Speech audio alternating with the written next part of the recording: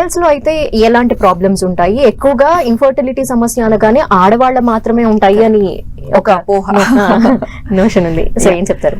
So as it told, it is just an అపోహ. Infertility అనేది both ఆడవాళ్లలో మగవాళ్లలో ఇద్దరిలో ఉండే సమస్య. సో మనం వరల్డ్ స్టాటిస్టిక్స్ తీసుకున్నప్పుడు కూడా ఇన్ఫర్టిలిటీ ఉన్న వాళ్ళలో ఒక 100 మందిని తీసుకుంటే ఒక 40 మందిలో ఆడవారిలో సమస్య ఉంటుంది, మిగతా 40 మందిలో మగవారిలో సమస్య ఉంటుంది, ఇంకో 20% మందిలో ఇద్దరిలోనూ ఉండవచ్చు లేదా లేకపోవచ్చు, అన్ఎక్స్ప్లెయిన్డ్ ఇన్ఫర్టిలిటీ ఉండొచ్చు.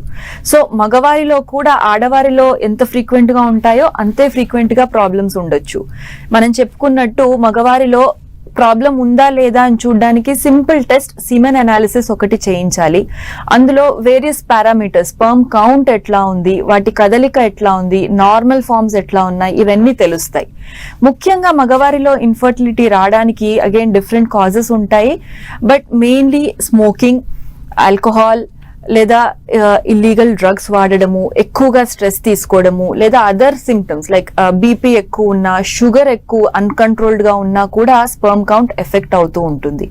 సో ఒక సింపుల్ సిమెన్ అనాలిసిస్ చేయించుకోవడం ద్వారా ప్రాబ్లం ఉందా లేదా అని మనం ఐడెంటిఫై చేయగలుగుతాం. ఓకే, కాలర్ జార్జ్ ఉంటారు. నమస్తే అండి. నమస్తే మేడం. చెప్పండి సమస్య. హలో మేడం గారు. నమస్తే, చెప్పండి. మాకు 20 సంవత్సరాలు అవుతుందండి సంతానం లేక. ఓకే అండి. మా కోసం సంతానం కోసం మరి మీరు చెప్పండి. సో 20 సంవత్సరాలు అంటే అది చాలా సిగ్నిఫికెంట్ టైం అండి. మనం డీటెయిల్డ్ గా బోత్ హస్బెండ్ అండ్ వైఫ్ ని ఎవాల్యుయేట్ చేయాల్సి ఉంటుంది. స్టార్టింగ్ ఫ్రమ్ ఏజ్, వయసు ఎలా ఉంది, హార్మోన్ ఫ్యాక్టర్స్ ఎట్లా ఉన్నాయి, గర్భసంచి ఎట్లా ఉంది, పీరియడ్స్ కరెక్ట్ గా టైంకి అవుతున్నాయా లేదా, ఎగ్ నంబర్ కరెక్ట్ గా ఉందా లేదా మీ వైఫ్ లో, అట్లాగే మీలో స్పెర్మ్ కౌంట్ ఎట్లా ఉంది, క్వాలిటీ కదలిక ఎట్లా ఉంది, అన్ని చెక్ చేసుకోవాల్సి ఉంటుంది. ముఖ్యంగా 20 years అంటున్నారు కాబట్టి ఎగ్ రిజర్వ్, మనం మాట్లాడుకున్నట్టు వయసు పెరిగే కొద్దీ గుడ్ల సంఖ్య కూడా తగ్గుతూ వెళ్తుంది.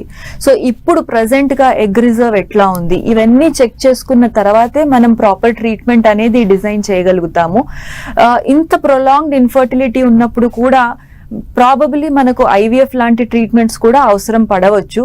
లేదంటే మనం డీటెయిల్డ్ గా టెస్ట్ చేసిన తర్వాతే మనం ఏ ట్రీట్మెంట్ అనేది చెప్పగలుగుతాం. ఓకే.